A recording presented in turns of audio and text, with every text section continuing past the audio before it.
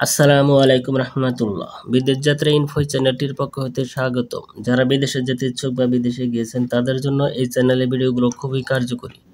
আপনি যদি এই চ্যানেলে নতুন হয়ে থাকেন তাহলে চ্যানেলটিকে সাবস্ক্রাইবের অনুরোধ জানিয়ে ভিডিওটির মূল বিষয় শুরু করছি।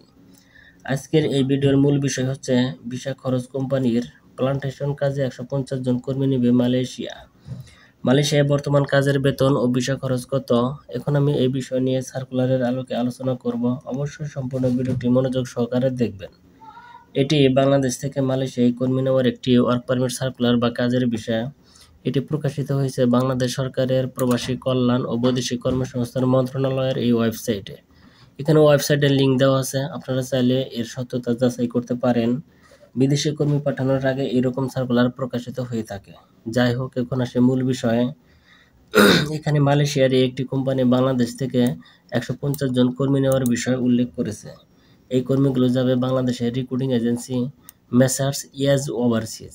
আবার বলছি, রিক্রুটিং এজেন্সির নামটি হচ্ছে মেসার্স ইয়াজ ওভারসিজ, যার আরএল নাম্বার 2064। এই রিক্রুটিং এজেন্সির মাধ্যমে বাংলাদেশ থেকে এই 150 জন কর্মী যাবে মালয়েশিয়ার এই একটি কোম্পানিতে। এখানে নিচে এই রিক্রুটিং এজেন্সির ঠিকানা ও যোগাযোগের নাম্বার উল্লেখ করা হয়েছে। আপনারা চাইলে এই ঠিকানায় যোগাযোগ করতে পারেন।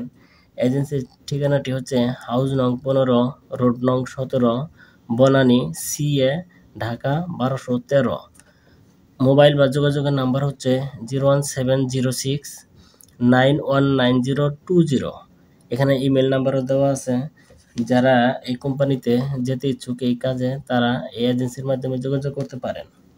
এখানে দ্বিতীয় কলামে গন্তব্য দেশের নামে বলা হয়েছে কুয়ালালামপুর, মালয়েশিয়া। এখানে 3 নং কলামে কর্মীর নাম ও কোম্পানির নাম ও ঠিকানা উল্লেখ করা হয়েছে, অর্থাৎ এই কর্মীগুলো মালয়েশিয়াতে গিয়ে কোন কোম্পানিতে কাজ করবে সেই কোম্পানির নাম হচ্ছে ইউনাইটেড প্লান্টেশনস বারহেড। আবার বলছি, মালয়েশিয়ার এই কোম্পানিটির নাম হচ্ছে ইউনাইটেড প্লান্টেশনস বারহেড। এটি মালয়েশিয়ায় একটি খ্যাতিমান প্লান্টেশন কোম্পানি। এই কোম্পানি বৃক্ষরোপণ কার্যক্রমের মাধ্যমে তেল ব্যবসা, গবেষণা ও উন্নয়ন, মিলিং এবং পরিশোধন কার্যক্রমকে ত্বরান্বিত করে। এখানে এই কোম্পানির ঠিকানা উল্লেখ রয়েছে। আপনারা চাইলে এই কোম্পানিটির সত্যতা যাচাই করতে পারেন।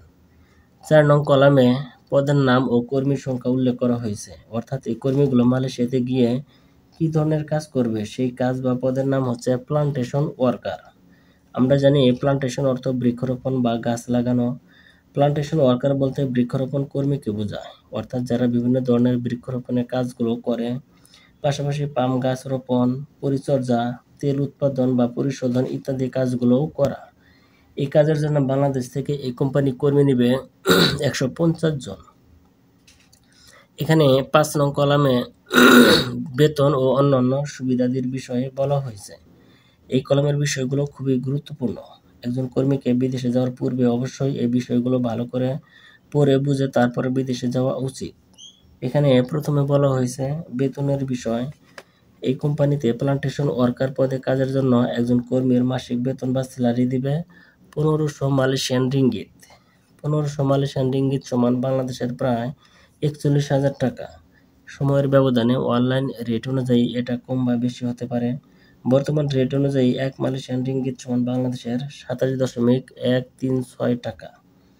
এখানে আরও বেশ কিছু গুরুত্বপূর্ণ বিষয় উল্লেখ করা হয়েছে, যেমন কর্মীর বয়স 22 থেকে 35 বছর, অর্থাৎ এই কোম্পানিতে এই কাজে যেতে হলে একজন কর্মীর বয়স হতে হবে 22 থেকে 35 বছরের মধ্যে।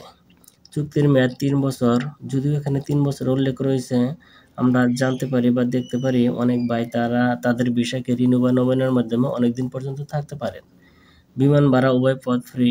কর্মঘণ্টা মালয়েশিয়ার আইন অনুযায়ী, অর্থাৎ একজন কর্মীকে প্রতিদিন কত ঘন্টা কাজ করতে হবে সেটা মালয়েশিয়ার শ্রম আইনে যেটা বলা হয়েছে সেই অনুযায়ী কাজ করতে হবে।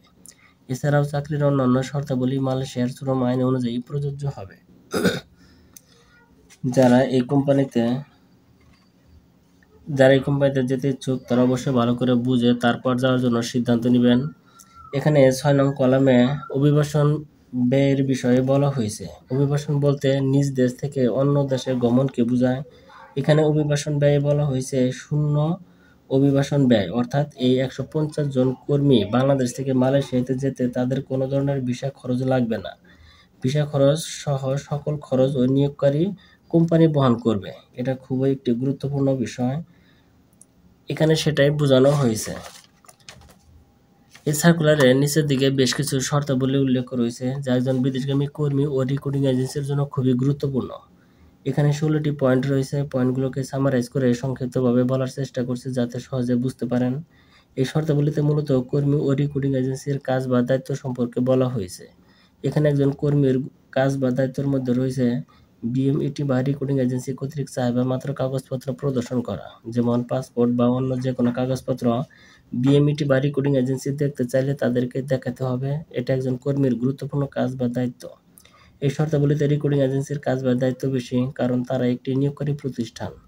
রিক্রুটিং এজেন্সির কাজ বা দায়িত্বের মধ্যে রয়েছে বিএমইটির চলমান ডাটাবেস থেকে কর্মী নির্বাচন করা, কর্মীকে মেডিকেল করানো, স্মার্ট কার্ড বা ইমিগ্রেশন ক্লিয়ারেন্স কার্ড প্রদান থেকে শুরু করে বিদেশে পৌঁছানো, নির্দিষ্ট কোম্পানি ও কর্মী নিযুক্তির আগ পর্যন্ত সকল দায়িত্ব এই রিক্রুটিং এজেন্সির। এমনকি বিদেশে কর্মীর কোনো সমস্যা হলে তার দায়ভার এজেন্সির ও ক্ষতিপূরণ প্রদানে বাধ্য থাকবে মর্মে 300 টাকার নন জুডিশিয়াল স্ট্যাম্পে অঙ্গীকারনামা দিতে হবে এই রিক্রুটিং এজেন্সিকে বিদেশে নিয়োগকারী ওই প্রতিষ্ঠানের কাছে, যা কর্মীদের জন্য বড় একটি নিরাপত্তা। এখানে নম্বর শর্তাবলীতে কর্মীর ভিসা খরচের বিষয়ে উল্লেখ করা হয়েছে। এখানে স্পষ্ট করে বলা হয়েছে নিয়োগকর্তা কর্মী নিয়োগের যাবতীয় ব্যয় বহন করবেন বিধায় রিক্রুটিং এজেন্সি অভিবাসন ব্যয় বাবদ কর্মীর নিকট হতে নগদ টাকা, cheque, bank draft, P order গ্রহণ করতে পারবেন না। অর্থাৎ রিক্রুটিং এজেন্সি কর্মীর কাছ থেকে কোনো ধরনের লেনদেন করতে পারবেন না, সম্পূর্ণ খরচ ওই কোম্পানি বহন করবে। এটা খুবই একটা গুরুত্বপূর্ণ বিষয়। যারা এই কোম্পানিতে যেতে ইচ্ছুক এই কাজের জন্য তারা কোনো ধরনের টাকা লেনদেন করবেন না, সরাসরি এজেন্সির সাথে যোগাযোগ করে ওই কোম্পানিতে চলে যেতে পারবেন। আশা করি এখান থেকে অনেক গুরুত্বপূর্ণ বিষয় জানতে পারলেন। এগুলো অবশ্যই মনে রাখার চেষ্টা করবেন, তাহলে অনেক উপকারে আসবে।